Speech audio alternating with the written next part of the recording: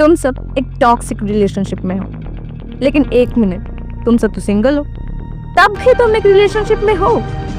एक मिनट, जो तुम सोच रहे हो ऐसा कुछ नहीं है। अपने डेलुलु वर्ल्ड से बाहर आओ और रियलिटी देखो।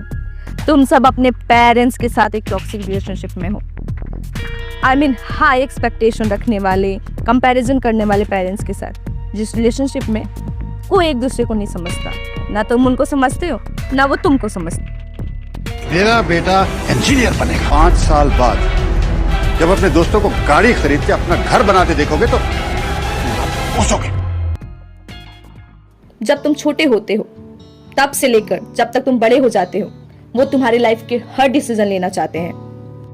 तुम क्या करोगे, तुम क्या करियर ऑप्शन चूज करोगे, तुम क्या खाओगे, तुम क्या पियोगे, आई मीन तुम किससे दोस्ती करोगे, तुम्हारे कितने दोस्त होने चाहिए, आई मीन तुम्हें कहाँ जाना है, कहाँ नहीं जाना है, और यहाँ तक कि तुम्हें किससे शादी करनी है, वो हर चीज कंट्रोल करना चाहते हैं। पता है ऐसे पेरेंट्स को क्या कहा जाता है? Helicopter parents. मींस ऐसे पेरेंट्स जो अपने बच्चे के हर एक्शन को कंट्रोल करना चाहते हैं। इंडिया में 37% ऐसे पेरेंट्स हैं जो अपने बच्चों के हर एक्शन को कंट्रोल करते हैं।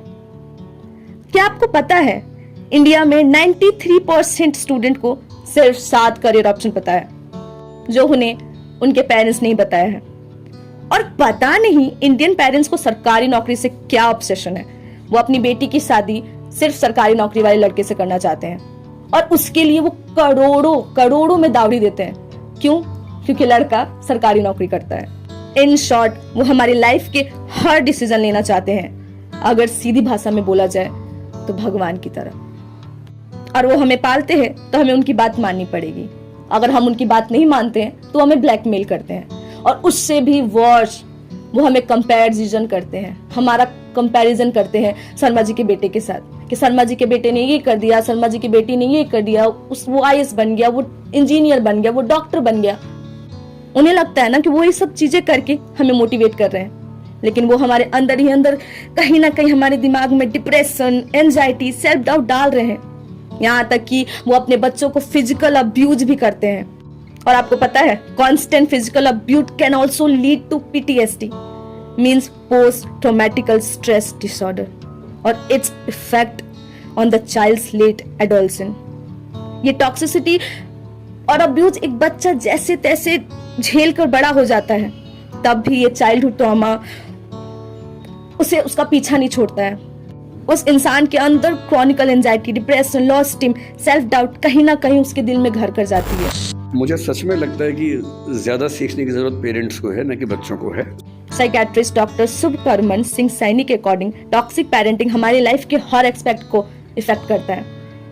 एक एक करके हम हर एस्पेक्ट को समझेंगे। First, it affect our mental health. It's attack on our CPU. I mean our brain.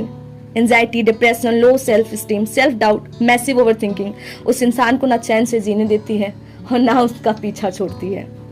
Second, it's affect our relationship and social behavior. Toxic parenting में बड़ा हुआ इंसान को एक हेल्दी रिलेशनशिप बनाने में डिफिकल्टी होती है, चाहे वो उसके अपनी वाइफ के साथ हो, गर्लफ्रेंड के साथ हो, दोस्त के साथ हो, और यहाँ तक कि उसके अपने बच्चे के साथ हो। वो कभी कभी तो अपने पेरेंट्स का टॉक्सिक बिहेवियर भी अपने बच्चे के सामने इमिट करने लगता है, और वो भी अपने ही पेरेंट्स की तरह बन जाता है और अपने बच्चों को वैसे ही ट्रीट करता है जैसे उसके पेरेंट्स ने उसे किया है। और अगर आप देखो तो आपके पेरेंट्स भी अपने पेरेंट्स का बिहेवियर इमिट करते हैं, राइट? बट हमें इस मैट्रिक्स, इस एल्गोरिथम को तोड़ना पड़ेगा, because we are the future generation. देखो, जाकिर खान ने किसी शो में ये बात बोली थी कि हमारे पेरेंट्स हमारे पैशन के खिलाफ नहीं होते, वो हमें गरीब देखना नहीं चाहते। आपके पैशन के अगेंस्ट नहीं है, ठीक है? वो बस आपको गरीब नहीं देखना चाहते।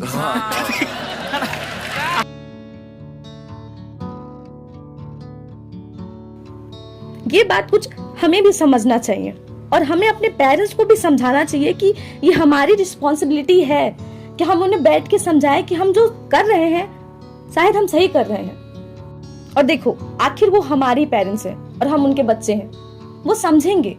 और अगर वो समझ गए ना तो उनसे बड़ा चीयर लीडर कोई और नहीं हो सकता आपके लिए। और अगर वो आपके साथ है ना, आप पूरी दुनिया मुट्ठी में कर सकते हो, आप जो चाहे वो हासिल कर सकते हो। लेकिन प्रॉब्लम यहाँ हो जाती है ना कि शायद हमें समझाना नहीं आता या वो समझना नहीं चाहते। कभी कभी ये सिनारियो भी हो जाता है। बट हमें एक साथ बैठ के ये सारी प्रॉब्लम को डिस्कस करना पड़ेगा। पता है, हमारे इंडियन पेरेंट्स की ना एक बहुत बड़ा मिथ है, हमारी सोसाइटी की एक बहुत बड़ा मिथ है कि हम बात नहीं करना चाहते। हम बात ही नहीं करते, हम बिल्कुल ही अपने बच्चों से बात नहीं करते, बिल्कुल भी फ्रेंडली बिहेवियर नहीं रखते। हमारे पेरेंट्स को लगता है कि अगर हम बात करेंगे तो पता नहीं क्या कयामत आ जाएगा। बट आपको अपने बच्चे से बात करना चाहिए, वो फ्रेंडली बिहेवियर बनाना चाहिए, और एज अ बच्चे आपको भी अपने पेरेंट्स से बात करना चाहिए, क्योंकि वो इफेक्टिव वे है। आप समझाओ आप चाहते क्या हो, आप अपने पेरेंट्स को समझाओ आप चाहते क्या हो। देखो, आप समझा सकते हो, if you have to take the first step. और पेरेंट्स को भी ये बात समझना चाहिए कि उन्हें भी अपने बच्चों की बात सुनना चाहिए। एंड आफ्टर ऑल हम बच्चे ही हैं ना, हम छोटे ही हैं। अगर हमने कोई गलती कर दी तो उन्हें समझना चाहिए, हमें बताना चाहिए कि हाँ तुम यहाँ गलत जा रहे हो। इसका ये मतलब तो नहीं होता ना कि पेरेंट्स आपसे बोलना बात करना बंद कर देंगे। लिटरली ऐसे केसेस देखे हैं ना, जब मैं रिसर्च कर रही थी मैंने देखा है, ऐसे आर्टिकल्स मैंने पढ़े हैं कि लोग अपने पेरेंट्स से 6-6 महीने 2-2 साल 3-3 साल तक बात नहीं कर रहे हैं। क्यों? क्योंकि उन दोनों के थॉट्स अलग अलग हैं। बट ये सॉल्यूशन नहीं है ना कि आप अपने पेरेंट्स से बात नहीं करोगे। You have to talk. देखो, बात करके ना पूरी प्रॉब्लम सॉल्व की जा सकती है। तो जस्ट नॉट फॉर द बच्चा, फॉर द पेरेंट्स ऑल्सो, कि आप बात करो। Just talk once, just talk.